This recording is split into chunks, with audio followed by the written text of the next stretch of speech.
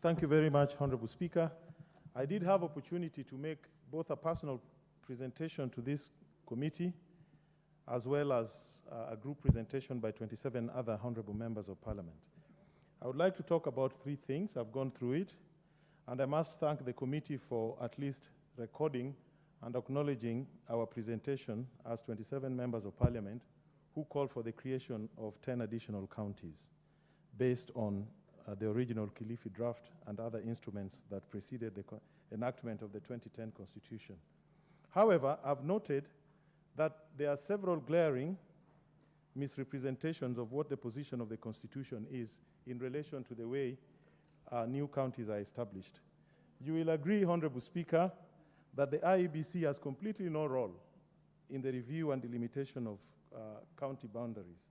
This is preserved for this National Assembly under Article 188, whereby a resolution we can establish a commission that will investigate the boundaries based on a criteria which is in the Constitution and establish new counties.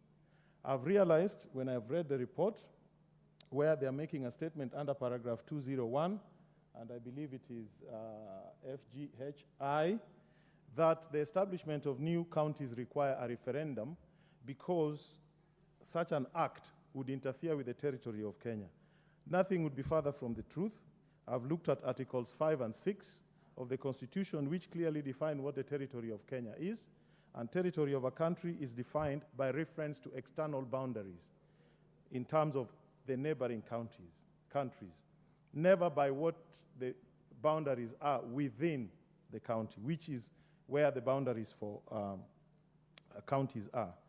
I think it would be wrong to adopt the report without any amendment when such a glaring misrepresentation is in the report, which that is not what the law says. Yes, they are saying we also need a referendum, which is not the correct position.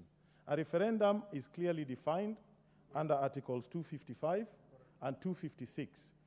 And you only go to a referendum when you're dealing with counties if you want to change the objects, principles, and structure of devolved units.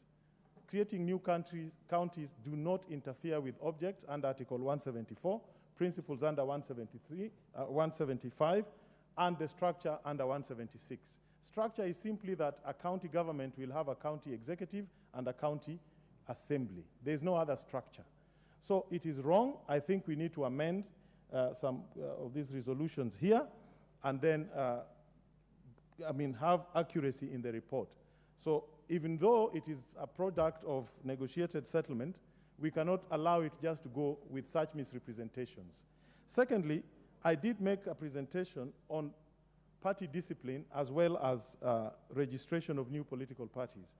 My presentation has not been covered here, and I would like it to go on record that, again, if you read the chapters on this report on party discipline, there is a lot of confusion whether we are a presidential system, a parliamentary system, and if we are a parliamentary system, which one are we? What is being presented here is a situation where elections are elections of political parties, not of individuals who are elected by individual mandate from the people. We should look at what happens in pure presidential systems, which is a system of governance that we have in this country, and adopt mechanisms that encourage party discipline within a presidential system. We cannot be importing parliamentary systems, practices and norms of parliamentary systems into a presidential system without understanding what they are. What I'm trying to say is, in a parliamentary system, if you are elected as an individual in that party, there are certain freedoms and independence that you enjoy. If the party is elected and the party nominates you on the basis like in South Africa, there are certain limitations that you have. In a presidential system, you have a direct mandate from the people. You have a voice to vote as you wish in this house, only taking account of the interests of your people. That is what happens in America. That is what happens in all other jurisdictions with presidential system. And that is where we should go.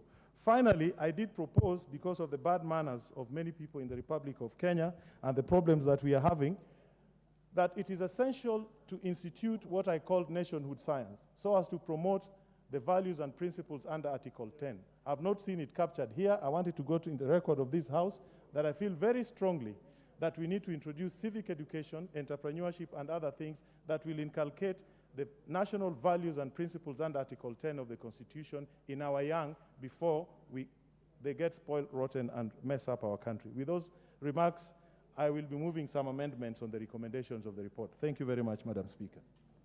Thank you. Next.